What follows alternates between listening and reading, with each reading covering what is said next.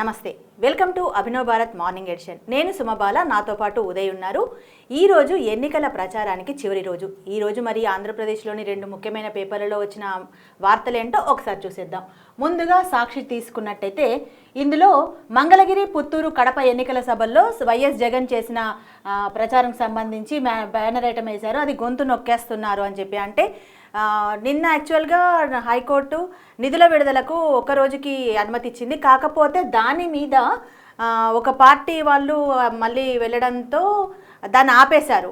దానివల్ల ఏం చేశారంటే ఆయన ఆ విషయాన్ని చెప్తూ ఇది ఇలా మాట్లాడారు. ఏమన్నారంటే, ఇంకా 5 ఏళ్లకు ఎన్నుకున్న ప్రభుత్వాన్ని 57 నెలలకి అంతం చేసే కుట్రలు, మీ జగన్ నొక్కిన బటన్లకు కోడ్ పేరుతో డబ్బులు ఆపేశారు, మీరు నులి మీద నా అవ్వాతాతల అక్క చెల్లెమ్మల రైతన్నల విద్యార్థుల గొంతులని అనేసి ఇట్లా పెన్షన్లు అన్నీ అడ్డుకున్నారు, ఈసారి వేయాల్సినవి అనేసి మాట్లాడారు. ఇదే ఐటమ్ను ఆంధ్రజ్యోతిలో కూడా ఇచ్చారు చూడండి ఉదయ్. అక్కడ ఏం చేశారు, బటన్ కుట్రలు బద్దలు, జగన్ నాటకం బయటపెట్టిన ఎన్నికల కమిషన్, జనవరి మార్చి మధ్య 6 పథకాలకు బటన్ నొక్కాడు, నెలలు దాటినా ఖాతాలో జమ చేయకుండా జాప్యం, పోలింగ్కు ముందు ఖాతాలో వేసి లబ్ధి పొందే కుట్ర, హైకోర్టు ఇచ్చిన వెసులుబాటుతో అర్ధరాత్రి హంగామా అని ఎవరి వెర్షన్లు వాళ్ళు మనకి చెప్పుకొచ్చారు. అంటే సాక్షి ఏమో మనకి చూసుకున్నట్లయితే స్పష్టంగా వైసీపీ పత్రిక కాబట్టి దానికి, ఆంధ్రజ్యోతికి వచ్చేసరికి తెలుస్తుంది కూటమికి సపోర్ట్ ఉన్నట్టుగా. సో ఇక్కడ మనం చూసుకుంటే గొంతు నొక్కేస్తున్నారు అనే దాంట్లో కూడా మనం చాలా అర్థం తీసుకోవచ్చు. ఇక్కడ ఏం జరుగుతుంది అంటే, మేము జనాలకి డబ్బులు, వాళ్ళ లబ్ధిదారులకు ఇవ్వాల్సిన డబ్బులు మేము ట్రై చేస్తున్నాం ఇవ్వడం కూడా, కూటమి అనేది వాళ్ళు ఆపేస్తున్నారు మమ్మల్ని, మా గొంతు ఇలా నొక్కేస్తున్నారు, మమ్మల్ని ప్రజల్లోకి వెళ్ళనీయకుండా మమ్మల్ని గెలవనీయకుండా చేస్తున్నారు అన్నట్టుగా వాళ్ళు చెప్పుకున్నారు. కానీ వీళ్ళు చెప్పేది ఏంటంటే, ఇదంతా జగన్ ఆడిన హైడ్రామా, జగన్ నాటకం. ఇది ఇప్పుడు జనవరి, ఫిబ్రవరి, మార్చ్ నుంచి మీరు ఇచ్చే కెపాసిటీ ఉన్నా కూడా డబ్బులు అప్పుడు ఇవ్వకుండా ఎలక్షన్ కి ముందు రోజు మేలో ఎందుకు ఇచ్చారు? ఇదే లాస్ట్ ఇయర్ మేలో మీరు డబ్బులు ఇచ్చారు ఎప్పుడన్నా? ఇప్పుడే మేలో ఎందుకు ఇవ్వాల్సి వస్తుంది కూడా వీళ్ళు క్వశ్చన్ చేశారు. అయితే ఇంకొకటి వచ్చేసరికి ఏం జరిగింది అంటే, ఇది జరిగింది అసలు ఎందుకు ఆగింది అనేది ఒక చిన్న బ్యానర్ ఐటెంలోనే పక్కన బాక్స్ లాగా వేసి టైం వారీగా వాళ్ళు చెప్పుకుంటూ వచ్చారు. ఇక తర్వాత ఇంకొక ఐటెం చూసుకున్నట్లయితే మెయిన్లో చంద్రబాబు షర్మిల ములాఖాత్, టీడీపీ బీజేపీ జనసేన కూటమికి ప్రయోజనం చేకూర్చేలా ఆమె ప్రచారం అని ఒక బాక్స్ ఐటెం వేశారు. దాదాపుగా చెప్పాలంటే చెల్లి మీద ఈసారి జగన్ కొంచెం గట్టిగా మాట్లాడారు, కూటమికి ప్రయోజనం చేకూర్చేలా మాట్లాడుతున్నారంట. అయితే షర్మిల కానీ సునీత కానీ జగన్ మీద ఎప్పుడూ బాగా విరుచుకుపడడం కానీ, ఆరోపణలు చేయడము, రకరకాల స్థాయిల్లో కొట్లాడుకోవడం చేసినప్పటికీ జగన్ మాత్రం ఎప్పుడు డైరెక్ట్గా మాట్లాడలేదు.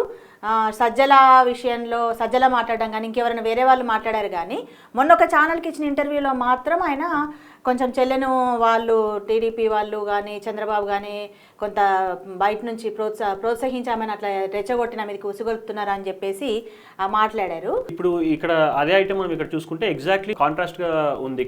ఇక్కడ షర్మిల గారు ఏం చెప్తున్నారంటే, నేను బైబిల్ మీద ప్రమాణం చేసి చెప్తాను, నేను అసలు రాజకీయాల్లోకి నాకు తీసుకొచ్చింది ఎవరు, జైల్లో నువ్వు మా అన్నయ్య ఉన్నప్పుడు పార్టీ నేను నడిపించినప్పుడు ఆ పార్టీని నేనే మొత్తం తీసేసుకుని, నేనే నాకు హోదాలు కావాలనుకుంటే ఆ పార్టీని నేనే ఓన్ చేసుకుని చేసుకోవచ్చు కదా, నేను అవన్నీ ఎందుకు చేయలేదు, నేను నీ కోసం ఆలోచించాను, నేను ఇప్పటికి కూడా చెప్తాను, నేను నీ దగ్గర చెప్పడం డబ్బులు ఆశించానా, పదవులు ఆశించానా, నేను బైబిల్ మీద ప్రమాణం వేసి చెప్తాను. నేను డబ్బు పోస్ట్ అడిగానని ప్రమాణం చేయగలరా, జగన్ కు షర్మిల సవాల్, నన్ను రాజకీయాలకు తీసుకొచ్చింది ఎవరు అని మాట్లాడుతూ భావోద్వేగానికి గురే కన్నీరు పెట్టుకున్న షర్మిల అని. ఇంకోటి ఇక్కడ ఒక పాయింట్ చూడండి, మీ రాజకీయం కోసం నన్ను నెపోటిజం అంటారా అని. అంటే జగన్ గారు మొన్న మాట్లాడిన ఇంటర్వ్యూలో ఒక తెలివిగా ఒక మాట ఏమన్నారంటే, ఒక తరం నుంచి, ఒక ఇంటి నుంచి ఒకరు మాత్రమే రాజకీయాల్లో ఉండాలని నేను అనుకున్నాను అన్నారు. అంటే చాలా స్పష్టంగా తరం అంటున్నారు. తరం అనడం వల్ల ఏమవుతుందంటే, అక్కడ అంతకుముందు వాళ్ళ అమ్మగారిని, విజయమ్మ గారిని ఎన్నికలు నిలబెట్టారు లాస్ట్ టైం. అది అడుగుతారు కదా, ఒక ఇంట్లో నుంచి ఇద్దరు అనేదాన్ని. అట్లా అడగకుండా ఉండడానికి కోసమే ఒక తరం నుంచి ఒకరిని మాత్రమే నిలబడాలి, ఎన్నికల్లో రాజకీయాల్లో ఉండాలని స్పష్టంగా చెప్పానని చెప్పేసి ఆయన అన్నారు. స్ట్రెస్ చేయడం జరిగింది. తను సునీతారెడ్డి కదా, భారతి నన్ను నరికేస్తారో షర్మిలను నరికేస్తారో అన్న టైటిల్ తోనే వచ్చింది ఇది. సో దీంట్లో తను చెప్తుంది ఏంటంటే, మా ఇద్దరికి సేఫ్టీ లేదు, మా ఇద్దరికి వైఎస్ భారతి నుంచి మాకు ప్రాణహాని ఉంది, సో మమ్మల్ని మా ఇద్దరు ఎవరో ఒకరు నరికేస్తారు అన్నట్టు చెప్తుంది. పాయింట్ మీరు ఇక్కడ గమనిస్తే షర్మిల కానీ సునీత కానీ రెగ్యులర్గా అన్న మీద కంటే ఎక్కువ భారతి మీద ఎక్కువ ఆరోపణలు చేస్తున్నారు. సో ఆ పాయింట్ ఎందుకు, అక్కడ ఏం జరిగింది అనేది, అది కుటుంబ గొడవ మనకు అనవసరం లేదు అనుకున్నా కూడా ఇప్పుడు అది మొత్తం రాజకీయాలకు తీసుకొచ్చి జనాల మధ్యలోకి తీసుకొచ్చి గొడవ పెట్టినప్పుడు ఎందుకు అక్కడ గొడవ పెడుతున్నారు అనేది కూడా మనం ఒకసారి ఆలోచించాలి అనేది. అది అవినాష్ రెడ్డి కానీ భారతిని ఎందుకు వాళ్ళు టార్గెట్ చేస్తున్నారు అనేది అదొక పాయింట్. అంటే వాళ్ళు చెప్పడం ఏంటంటే భారతి గారు వైఎస్ మన జగన్ గారి కంటే చాలా డేంజర్ అన్నట్టుగా వీళ్ళు ఎందుకు టార్గెట్ చేయడం. ఇంకోటి చెప్పడం జరిగింది అంటే నేను ఆల్రెడీ వీలునామాలు నా పిల్లలకి నా ఆస్తులని వీలునామాలు రాసేసి నేను చంపేస్తారన్నారు కాబట్టి అట్లా చేస్తానని చెప్తున్నారు. ఆంధ్రజ్యోతిలో ఇంకొకటి వేసారు చూడండి, వెంకన్నను వాడుకున్నాడు, అది చూడండి అదేంటి అసలు. అవును, వెంకన్నను వాడుకున్నారని చెప్పి మీరు చూసుకుంటే చాలా సర్కాస్టిక్ గా వెంకటేశ్వర స్వామి జగన్ ని పట్టుకుని డబ్బులని వసూలు చేస్తున్నట్టు కనిపిస్తుంది ఇక్కడ.